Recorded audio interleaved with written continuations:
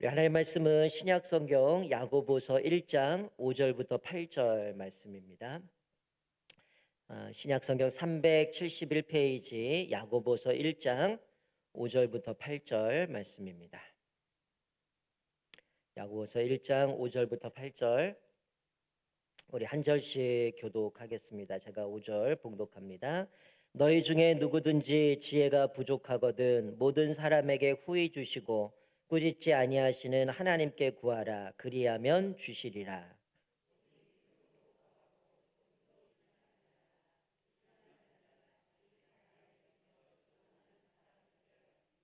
이런 사람은 무엇이든지 주께 얻기를 생각하지 말라. 마음을 품어 모든 일에 정함이 없는 자로다. 아멘. 우리 매주 우리 특송으로 교구마다 이렇게 돌아가는데 우리 1교구는 우리 유치부 기점으로 우리 자녀들을 중심으로 또 우리 부모님, 조부모님들이 구성된 교구입니다. 우리 날마다 우리 1교구를 기억하실 때마다 우리 지난주 맥주 감사할 때 우리 유치부 아이들 얼마나 이쁘게 또 찬양했는지 모릅니다. 이 아이들이 또 우리 부모님 또 조부모님을 닮아서 또 믿음을 아름답게 이 아름다운 모습들이 계속 이어져 갈 수 있도록 또 기도해 주시고 또 신앙으로 잘 이끌어 주시기를 주님의 이름으로 축원드립니다. 우리가 오늘 본 읽은 본문의 말씀을 가지고 오직 믿음으로 구하라는 제목으로 같이 좀 말씀을 살펴보도록 하겠습니다. 사람이 살다 보면 말과 행동이 불일치하는 사람들을 만나게 되어집니다. 남녀 사이에서는 분명히 사랑한다고 하면서도 행동을 보면 이 사람이 정말 나를 사랑하는지 사랑하지 않는지를 볼 때가 있죠. 이 사람이 나를 사랑한다는데 나보다는 다른 사람에게 더 집중하고 사랑하지 않는 것 같을 때가 있어요.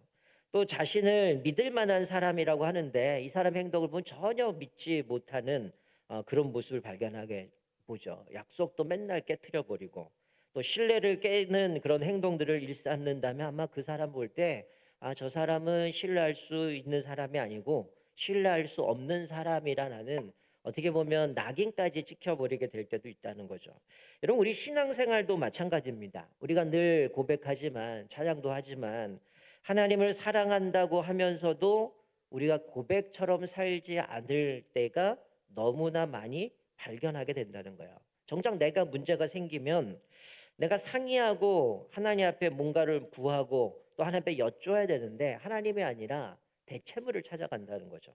사람을 찾아가고 환경을 의지하고 물질을 의지하고 다른 것들을 통해서 이 문제를 해결하려고 할 때 우리의 모습을 보면 그것이 진정한 그리스도인인가라는 것들을 또 생각하게 되어집니다.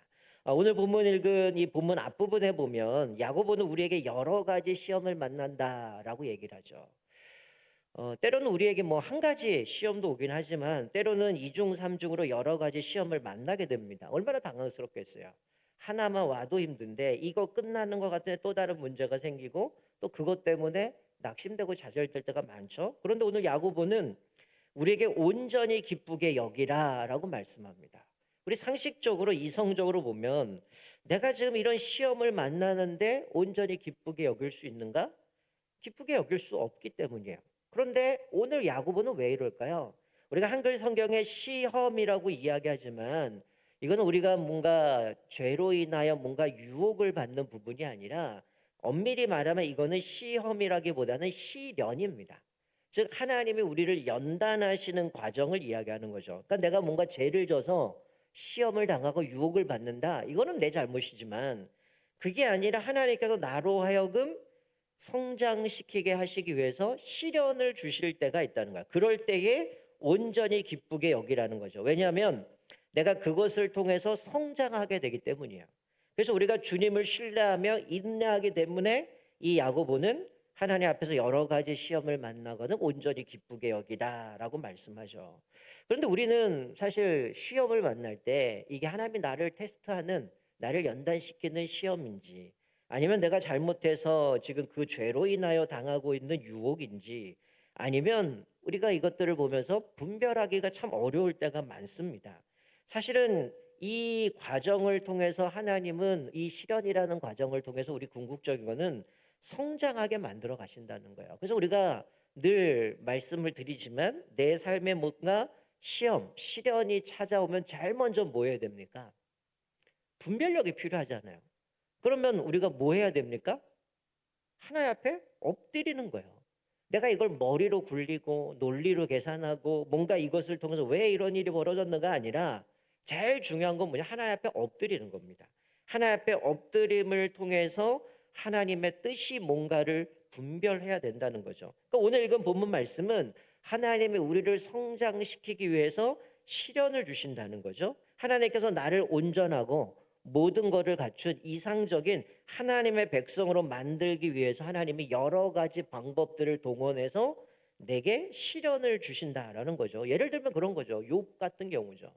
욥이 뭔 죄를 졌습니까? 당대 의로운 사람이고 심지어는 자기 자녀들이 생일 파티하면 혹시 하나님 앞에 가자지구에서 범죄했을까 식수를 그 찾는 다음날 것은 다 매일 자녀를 반복되는 모아서 하나님 싸움입니다. 앞에 제사 드리는 사람인데 하나님은 그를 시련의 가운데에 하나님 앞에 성장해가는 모습으로 만들어 가시는 거예요. 그래서 하나님은 제한을 두죠. 사단이 하나님 이 사람은 많은 것을 가졌기 때문에 하나님의 복을 주셨기 때문에 하나님 섬기는 겁니다 라는 것부터 시작해서 계속 마귀가 시험하려고 하지만 하나님 어떻게 범위를 주셔.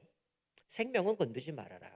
하나님의 그 정한 범위 내에서 훈련해 가시는 모습을 보게 되어지는데 때로는 욥 같은 경우는 사단까지도 하나님께서 허용해 주시는 거죠. 그렇다고 하나님이 뭔가 우리를 넘어뜨리고 죄짓게 만들고 실패하게 만들고 좌절에 빠뜨리는 게 아니라 그 과정을 통해서 우리에게 주시는 유익이 있기 때문에 여러 가지 방법들을 통해서 우리를 성장시키려고 하는 그런 시련이 있음을 보게 됩니다. 그래서 시련을 분별할 필요가 있는 거죠. 이게 내가 죄를 져서 나에게 찾아오는 그 유혹으로 인해서 내가 지금 이런 것을 당하고 있는 건지 아니면 하나님이 나를 연단시키기 위해서 시련하고 있는 것인지 하나님은 내 믿음이 어떤가를 테스트하시는지 이것들을 분별할 줄 알아야 된다는 거예요. 그래서 우리가 이 시험을 만났을 때 해결할 수 있는 유일한 길은 오직 하나님께 지혜를 구하는 길이라는 거죠. 왜냐하면 하나님의 선하신 뜻을 가지고 우리를 시험하시기 때문에 이 시험을 통해서 하나님이 나에게 요구하시는 게 무엇인가? 하나님께서 이것을 통해 나를 어디까지 성장시키려고 하시는가? 그 시험을 극복해 나갈 지혜를 주시는 분은 오직 하나님밖에 없기 때문에 그분을 확실히 믿고 지혜를 구해야 된다라는 거죠. 그런데 우리가 이 어려움을 알 때 어떻습니까? 어찌해야 될지 알지 못해서 갈팡질팡한다는 거예요. 어디에서도 답을 찾을 수 없어요. 왜? 하나님이 우리를 연단시키는 그 시험을 주셨기 때문에 그 문제는 하나님께서만 답을 주실 수 있다라는 거죠. 여러분 똑같은 같이 신앙생활 하는데 저에게 주는 시련이 있을 거고 아내에게 주는 시련이 있겠지만 내가 눈으로 볼 때 똑같을 수 있어요. 근데 하나님의 방법은 다를 수 있다는 거예요.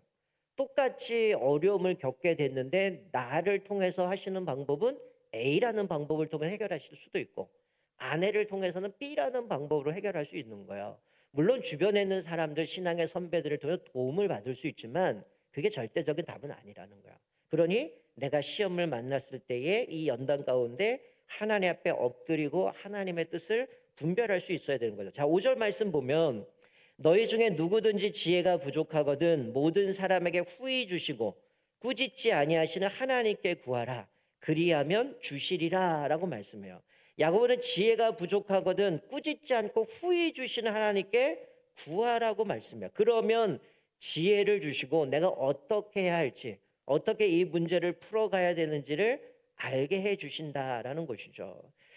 여러분도 아마 이 자리에 계신 분은 많은 하나님이 우리를 훈련시키시는 시련의 과정들을 겪으셨을 겁니다.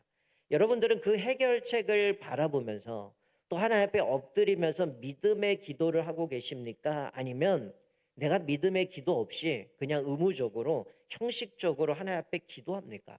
오늘 본문 말씀에 보면 여러 가지 시험을 만날 때 하나님 앞에 온전히 기쁘게 여기라. 그리고 내가 이걸 어떻게 해야 될지 모르겠다. 하나님 앞에 지혜를 구하라고 말씀해요. 그런데 6절 말씀에 보면 뭐라고 말씀합니까? 오직 믿음으로 구하고 조금도 의심하지 말라라고 얘기를 합니다. 여러분 믿음의 기도를 하십니까? 아니면 기도하면서도 내가 이게 하나님이 들어주실까 말까 의심하면서 기도합니까? 여러분 내가 의심하는 이유가 뭘까요? 하나님의 뜻을 분별하지 못했기 때문이에요. 하나님은 왜 나에게 이런 시련을 통해서 나에게 원하시는가를 뭔지를 깨닫는 자는 의심하지 않게 되죠. 근데 하나님 앞에 구하지 않으니 어떻습니까?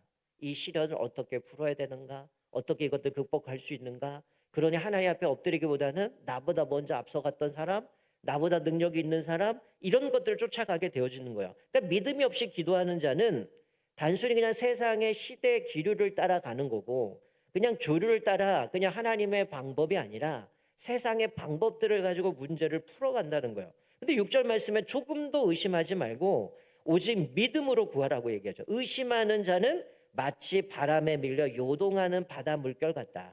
여러분, 의심하는 자는 마치 바람에 불어 파도 물결이 이리저리 출렁이는 모습처럼 이렇게 움직인다는 거예요. 마치 우리의 마음이 갈팡질팡하는 거죠. 의심은 다른 말로 얘기하면 두 마음을 품는 겁니다. 하나님을 믿는 마음과 믿지 않는 마음.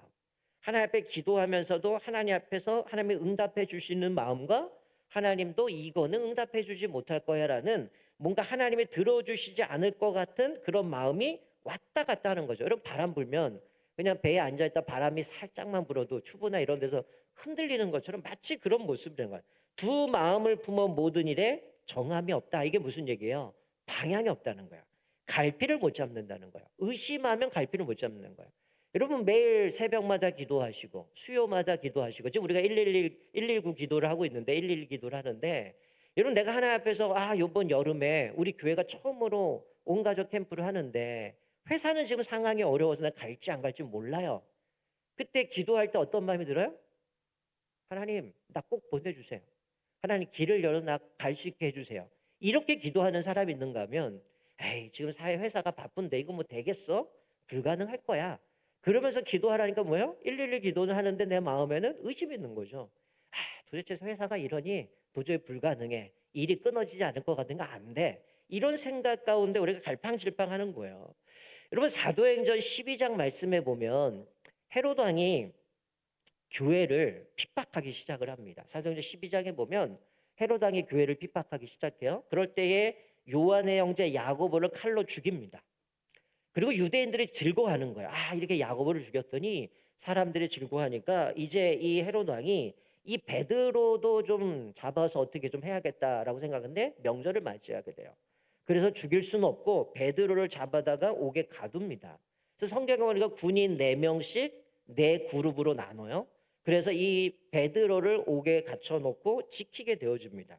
사도행전 12장 5절에 보면 뭐라고 얘기하냐면, 이에 베드로는 옥에 갇혔고 교회는 그를 위하여 간절히 하나님께 기도하더라, 이렇게 기록합니다. 그러니까 베드로는 옥에 갇혔고 교회에 있는 사람들은 베드로를 위해서 간절히 기도했다라고 얘기를 해요. 그런데 그 이후의 모습을 보면 하나님께서 헤롯이 잡아내려서 죽이려고 하는 그 전날 밤에 하나님께서 베드로가 있는 그곳에 천사를 보내세요. 그리고 천사로 하여금 베드로를 두 군인 틈 사이에서 쇠사슬에 묶여 있는데 그 파수꾼들을 지나서 그 옥을 지키는 그 사람들 지나서 문을 2개를 지나게 되고 결국 거리까지 나가서 모든 게 다 풀려지고 베드로가 완전히 풀려납니다. 그때 베드로 역시 이게 내가 지금 환상을 보고 있는 건지 꿈을 보고 있는 건지 이게 생긴지 갈팡질팡해요. 그리고 나중에 거리로 나가고 자기의 모든 쇠사슬 풀어진 것을 보고 이게 하나님이 나에게 은혜를 베풀어 주신 거구나라는 걸 깨닫게 됩니다. 그리고 베드로가 어디로 갑니까? 그 기도하고 있는 성도들의 집으로 향해서 가게 되는 거예요. 성경에 분명하게 뭐라고 되어 있냐면, 마가라고 하는 요한의 어머니 마리아의 집에 가니 여러 사람이 거기에 모여 기도하고 있더라라고 말씀합니다. 자, 분명히 감옥에 잡혀갈 때 성도들은 베드로를 위해서 기도했어요. 그리고 감옥에 있다가 베드로가 풀려나고 집으로 갔을 때 이들은 여전히 기도하고 있습니다. 그리고 베드로가 이제 문을 두들기 시작해요. 그때 로데라는 여자아이가 나가서 두들기면서 베드로의 음성을 듣고 문을 열어주지 않고 뛰어들어갑니다. 이 여자애가 그 안에 있는 제자들 향해서 뭐라고 얘기했을까요? 밖에 베드로 같은 사람이 왔어요. 이렇게 얘기했을까요? 이 장면은 정말 놀래가지고 뛰어들어가서 베드로가 왔어요. 지금 베드로가 감옥에 갔는데 풀려났어요. 이러고 뛰어온 거예요. 근데 성경은 뭐라고 말씀합니까? 그들이 말하되 네가 미쳤다, 이렇게 일어납니다. 여러분, 지금 베드로가 감옥에 갇혔을 때 그들은 베드로를 위해서 기도했어요. 그리고 베드로가 풀려서 그 집에 갔을 때 지금도 여전히 기도하고 있습니다. 이 로데라는 아이는 똑같이 기도했겠죠. 그리고 이 베드로가 왔다고 했을 때 그 마음에 어떤 마음이 들었을까요? 야, 하나님이 우리 기도를 들어주시고 이 베드로를 풀어주셨구나. 그러고 자기들 이제 모여있는 제자들 향해서 가서 뛰어갔겠죠. 베드로가 돌아왔습니다. 들리는 얘기는 뭡니까? 너 미쳤다. 여러분 왜 기도합니까? 여러분 지금 이들 뭐 하고 있는 거예요? 잡혀갔을 때부터 그를 위해서 기도했다. 그가 돌아왔을 때도 여전히 그들이 마가의 집에서 그들이 모여서 기도하고 있어요. 정작 베드로가 돌아왔다고 하는데 너 미쳤다라고 얘기를 해요. 아니에요. 진짜 베드로가 돌아왔어요라고 얘기한 건 뭐라고 합니까? 그러면 베드로의 천사다. 마치 수호 천사다. 이 얘기하고 있는 겁니다. 여러분 우리가 이런 모습을 갖고 있지 않습니까? 그냥 습관적으로 형식적으로 그냥 반복적인 기도는 하고 있지 않아요? 누군가가 아픈데 그 사람을 위해서 기도해야 되는데 그냥 습관적으로만 기도하는 거예요. 뭔가 내가 어려움이 있는데 하나님 이 문제 해결해 주세요. 내가 주님밖에 의지할 분이 없습니다. 하나님 앞에 간절히 기도하는 것보다는 그냥 반복적으로 습관적으로 형식적으로 기도할 때가 많아요. 여러분 이들은 지금 감옥에 갇힐 때부터 베드로가 풀려 나올 때까지 여전히 기도하고 있어요. 그런데 뭐라고 해요? 너 미쳤다. 베드로의 천사다. 도무지 안 믿습니다. 그럼 뭘 놓고 기도하고 있는 걸까요? 이들이 지금 뭐 하고 있는 겁니까? 분명히 하나님 앞에 간절히 기도하잖아요. 근데 그 마음에 뭐가 있어요? 베드로는 풀려날 수 없다라는 생각을 가지고 기도하고 있는 모습을 보이나 믿지 않고 기도하고 있다는 거죠. 여러분 믿음의 확신을 가지고 기도하시기를 주님으로 축원드립니다. 여러분 우리가 형식적으로 기도할 때가 많아요. 습관적으로 기도할 때가 많습니다. 때로는 응답이 안 되면 기도하다가 지쳐서 이게 하나님 앞에 믿음이 가는지 안 믿는지 이것도 없이 그냥 습관적으로 기도할 때가 많아요. 두 마음을 품는 것 이게 뭘까요? 하나님을 신뢰하는 마음, 하나님을 신뢰하는 자세가 없다는 겁니다. 여러분 내가 의심하고 기도한다는 거 오늘 성경 말씀 보면 이런 사람 뭐 하라고 얘기해요? 기도하지 말래요. 그런 사람 기도하지 말라는 거예요. 하나님 안 들어준다는 겁니다. 하나님을 신뢰하지도 않는데 뭐하러 기도하냐는 거예요. 근데 하나님은 이 베드로가 풀려나서 그를 통해서 하나님이 하시고자 하시는 일이 있기 때문에 그를 풀어줬지만 사도행전의 아이러니한 거는 그들은 여전히 기도했다라는 거고 처음부터 베드로 위해서 기도했다라는 거야. 근데 정작 하나님의 응답해 주시는데 그들은 믿지 않고 오히려 미쳤다, 그의 천사다라고 얘기하는 모습을 발견할 때가 있는 거죠. 이러면 어쩌면 우리 안에도 그럴 수 있어요. 기도는 하지만 습관적인 기도, 반복적인 기도, 형식적인 기도, 오래 기도하다 보면 내가 기도하고 있지만 하나님이 들어주실지 안 들어줄지 그거는 모르겠고 아무튼 기도하라고 그러니까 그냥 형식적으로 기도할 때가 있는 거죠. 근데 오늘 본문의 말씀을 보면 우리가 주님 앞에 기도할 때 오직 믿음으로 구하라고 얘기합니다. 흔들림 없이 의심 없이 하나님 앞에 기도하라고 말씀해요. 자, 우리 야고보서 5장으로 한번 넘어가 볼까요? 자, 야고보서 5장 13절부터 16절에 보면 우리가 기도해야 되는 것들에 대해서 쭉 말씀해 주는데 이렇게 말씀해요. 자, 13절에 보면 너희 중에 고난 당하는 자가 있느냐 그는 기도할 것이요. 자, 첫 번째. 여러분 우리가 고난 당할 때 뭐 하래요? 기도하라고 얘기를 해요. 왜 기도합니까? 하나님의 뜻을 찾고 하나님을 계속 신뢰하며 나가기 위해서 우리가 하나님 앞에 고난 당할 때 기도해야 된다라고 말씀합니다. 또 뭐라고 얘기해요? 즐거워하는 자가 있느냐? 그는 찬송할지니라. 여러분 우리 흔히들 이야기하죠. 찬송이 뭐라고 그래요? 곡조 있는 기도라고 얘기하잖아요. 즐거운 일이 있을 때 하나님이 나를 도와주셨기 때문에 하나님께 기도하는 거예요. 그게 찬양이라는 거죠. 즐거운 일이 있을 때도 하나님이 도와주셨기에 하나님께 찬양 드려야 된다는 거예요. 여러분 첫 번째는 잘해요. 내가 고난당하면 하나님 이 어떻게 해야 됩니까? 하나님 뜻을 알려주세요. 하나님 내가 주님만을 신뢰하고 흔들리지 않게 해주세요. 이건 잘해요. 두 번째 잘 안 합니다. 즐거운 일이 있으면 내가 좀 잘해서 내가 똑똑해서 또는 세상 말처럼 내가 운이 좋아서 이게 된 줄 알지만 뭐 하라는 거예요? 즐거운 일 있을 때도 하나님이 도와주셨기에 하나님께 찬양해야 된다라고 말씀해요. 또 하나 너희 중에 병든 자가 있느냐 그는 교회의 장로들을 청할 것이요 그들은 주의 이름으로 기름을 바르며 그를 위하여 기도할지니라. 자, 병중에도 뭐 하라고 해요? 기도하래요. 하나님의 뜻을 알기 위해 또 지도자를 청하여 같이 기도합니다. 여기서 기름을 바른다라고 하는 거는 그 당시에 기름은 약으로도 사용되었다는 거예요. 하나님 앞에 기도하지만 또 그 기름을 바르면서 주의 이름으로 기를 바르면서 그들이 하나님 앞에 이 병을 놓고 기도한다는 거예요. 혹시라도 죄를 범하였을지라도 사하심을 받으리라. 여러분 이 혹시라고 표현한 건 뭡니까? 이 사람이 죄져서 이런 어려움이 있는지 우리는 알 수 없어요.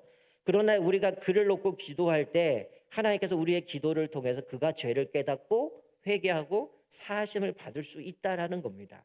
그리고 그러므로 너희 죄를 서로 고백하며 병이 낫기를 위하여 서로 기도하라. 의인의 간구는 역사하는 힘이 큽니다라고 말씀하는 거죠. 자, 믿음의 기도라는 게 뭡니까? 자기 생각대로 되라고 믿고 기도하는 것이 기도가 아니에요. 여러분, 믿음의 기도라는 거는 하나님의 뜻이 온전히 서가기를 위해서 기도하는 거예요. 내가 구하는 것, 내가 원하는 것이 응답돼서 이 사람은 의인이고 믿음의 기도가 아니에요. 때로는 내가 하나님 앞에 기도하지만 답을 정해놓고 기도할 수 있어요. 그 답은 두 가지일 수 있겠죠. 내가 바라는 것이 이루어지는 것, 기도할 수도 있고, 내가 이거를 기도하지만 분명히 이것은 잘못인데도 그거를 놓고 기도할 때가 있어요. 그러니까 하나님이 원하신 걸 기도할 수도 있고 하나님이 원하지 않는 걸 기도할 수 있어요. 근데 마치 그것이 답인 양 내가 주구장창 그거를 요구할 수 있다라는 거예요. 그러나 믿음의 기도라는 건 뭡니까? 하나님의 뜻에 온전히 맡기며 하나님의 뜻이 온전히 서가는 걸 기도하는 겁니다. 여러분 그래서 예를 들어서 그 뒤에 보면 뭐예요? 의인의 기도는 역사하는 힘이 많다라면서 엘리야를 예를 들죠.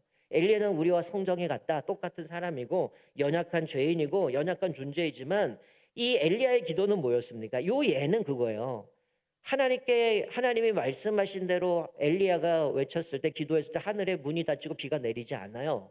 근데 하나님이 아합에게 가라. 내가 비를 내리겠다라고 얘기하고 아합에게 갑니다. 그리고 아합이 뭐라고 다시 기도해요? 왕에게 올라가소서. 하나님이 큰 빗소리가 있습니다. 물 마시고 큰 빗소리가 있나 해서 올라가십시오. 이렇게 얘기하죠. 똑같이 기도하는데 이것을 예로 들어. 이게 뭐야? 믿음의 기도는 역사님이 크다라고 말씀하면서 엘리야를 예를 드는데 이 엘리야는 뭐였어요? 하나님의 뜻을 이루어지기도 기도하는 거죠. 하나님이 기도할 때 기도했을 때 하늘에 비가 그쳤고 그래서 3년 6개월 동안 비가 안 왔고 하나님이 다시금 기도했을 때 이제 아합에게 가서 비가 내리겠다라고 말씀하면서 하나님 앞에 기도하는 모습이죠. 여러분 이게 아합이 이 지금 기근이 내리는 건 뭡니까? 하나님 숨기지 않고 악한 짓을 했기 때문에 하나님이 벌을 내리는 거잖아요. 근데 이 엘리야의 예를 들면서 의인의 간구를 위해서 이야기를 하시는 것은 뭐냐면 기도라는 거는 우리 생각 같으면 하나님 빨리 망하게 해주세요. 죽게 해주세요. 그래서 이 땅에 그리스도인들 우리 시기로면 그리스도인들이 좀 평화롭고 하나님의 은혜 가운데 행복하게 살고 이게 우리 기도였을 거 아니에요. 근데 이 아합의 모습을 보면서 엘리야의 기도는 철저하게 하나님의 뜻을 구하고 하나님의 뜻이 이루어지도록 기도했다라는 거예요. 그래서 의인의 간구는 하나님의 뜻이 이루어지도록 하는 것이 기도라는 거예요. 그러니까 우리가 답을 정해놓고 내가 원하는 것을 기도하는 것이 아니라 하나님의 뜻이 뭔가. 때로는 나는 이걸 원할 수 있지만 그게 하나님의 뜻이 아니라면 접어야 되는 거죠. 하나님 왜 내 기도 안 들어줍니까? 줘봐야 손해나니까. 나에게 줘봐야 아무 도움이 안 되니까 하나님이 거절하시는 거거든요. 하나님은 항상 우리에게 선한 길로 인도하시기 때문에 우리가 기도한다라는 것은 내 뜻을 관철시키는 게 아니라 하나님의 뜻에 내 생각을 맞추는 게 기도라는 거예요. 이게 어린아이들의 찬양에도 그런 가사로 되어 있거든요. 그리고 오늘 본문의 말씀도 마찬가지입니다. 너희가 고난당할 때 하나님 앞에 기도해라. 하나님의 뜻을 찾고 또 하나님의 인도하심을 신뢰하면서 주님 앞에 나가기 위해서 기도해야 되고 또 즐거운 일 있을 때 하나님이 나에게 지금까지 도와주셨기 때문에 하나님 앞에 감사해야 되고 또 병중에도 하나님의 뜻을 알기 위해서 또 지도자를 청하고 기도하고 또 서로 위해서 중보기도 하는 거죠. 그리고 의인의 간구를 위해서 기도하는 것은 의인의 간구라는 것은 하나님의 뜻을 구하는 기도임을 말씀해 주고 있습니다. 그리고 앞부분에 우리가 읽었던 그 말씀은 이 하나님 앞에 기도할 때 우리는 오직 믿음으로 구하고 조금도 의심하지 말라라고 이야기를 합니다. 여러분 많은 사람들이 기도하면 낙심해요. 왜 그럴까요? 답을 정해놓기 때문이에요. 하나님 왜 내 기도 안 들어줍니까? 여러분 왜 이렇게 고백하죠? 내 답을 이루어주지 않기 때문에 왜 내 기도 안 들어줍니까 하는 거예요. 여러분 우리가 진정한 그리스도인이 하나님 앞에 기도하는 건 뭘까요? 하나님 이 문제 속에서 하나님의 뜻이 뭡니까? 우리가 주기도문 하는 것처럼 하나님의 뜻이 이루어지리이다 고백하는 것처럼 하나님 내가 이 문제는 이렇게 해결하고 싶은데 이렇게 응답해 주셔야 됩니다. 근데 하나님이 답을 안 줘요. 그럼 왜 하나님 내 기도 안 들어줍니까? 이거잖아요. 하나님의 뜻을 구했다. 하나님이 내가 지금 이것을 통해서 너에게 보여주는 것은 이거야 라고 하면 어떡할 거야? 하나님 그게 주님의 뜻이라면 하나님 그렇게 되게 해 주옵소서. 이러면 당연히 하나님의 뜻 가운데 기도가 응답되겠죠. 근데 왜 내 기도 안 들어줍니까? 하나님 왜 이거 해결해 주지 않습니까? 그거는 결국 내가 바라는 욕망대로 구하기 때문이라는 거예요. 오늘 야고보는 우리가 주님 앞에 기도하면서 오직 믿음으로 구하라. 이 믿음으로 구한다라는 건 나중에 5장 우리가 살펴본 것은 결국 하나님의 뜻이 이루어지기 위해서 기도하는 거죠. 그리고 그것을 기도할 때 우리가 조금도 의심하지 말고 주님 앞에 기도하며 나아가라고 말씀합니다. 여러분 우리가 한 주간 맥주감사주의를 지나고 일주일이 지났어요. 여러분 여전히 여러분의 입술 가운데 감사함이 있습니까? 그새 일주일도 지나지 않았는데 입술에 감사가 아니고 또다시 불평이고 원망이고 내가 원하는 것이 채워지지 않는다고 하나님 앞에 불평하면서 기도하기보다는 원망 속에 우리에게 있지는 않습니까? 내가 기도하지는 않을 수는 없으니 기도는 하는데 의심하면서 믿지도 않고 여전히 고집만 부리고 하나님 앞에 그러고 있지는 않습니까? 오늘 야고보는 믿음으로 구하라고 얘기해요. 의심하지 말고 또 의인의 기도는 하나님의 뜻을 구하라고 말씀하고 그 뜻이 이루어지는 것이 기도라고 말씀해 주고 있습니다. 우리가 오늘 말씀을 기억하면서 우리가 특별히 온 교회가 온 가족 캠프를 위해서 111 기도회를 하고 있는데 여러분 이 기도뿐만이 아니라 여러분의 기도를 갖고 기도할 겁니다. 우리 오늘 야고보가 말씀한 것처럼 전반적인 기도를 이야기하고 있는데 무엇보다 우리가 오직 믿음으로 구하고 의심하지 말라고 얘기해요. 의심하고 기도하려면 하지 말랍니다. 하나님이 그거 안 받으시겠다는 거죠. 그리고 하나님께서 고난받을 때 기도하고 즐거워할 때 찬양하고 병중에 있을 때 하나님의 뜻을 알기 위해서 지도자를 청하고 기름을 바르고 기도하라고 말씀하고 의인의 간구 하나님의 뜻을 이루어지도록 기도하는 것이 기도라고 말씀해 주고 있습니다. 우리가 다시금 이 말씀을 통해서 내가 지금 드리고 있는 기도가 어떤 뜻인지 또 어떤 모습으로 드려지는지 내가 오직 믿음으로 구하는가 아니면 여전히 나는 형식적이고 반복적인 의심 가운데 하나님 앞에 기도하고 있는지 아니면 내가 원하는 것만 응답받기 위해서 고집 부리고 있는지 다시 한번 돌아보면서 하나님 앞에서 우리가 드려지는 그 기도가 어떤 기도인지 다시 한번 돌아보면서 오늘 야고보가 고백했던 것처럼 의인의 간구 또 오직 믿음으로 구하는 그 기도로 우리가 주님 앞에 올려드림으로 인하여서 하나님의 뜻이 온전히 이루어드리고 또 하나님의 그 뜻을 따라 아름답게 쓰임받는 저와 여러분 되시기를 주님의 이름으로 축원드립니다. 아멘.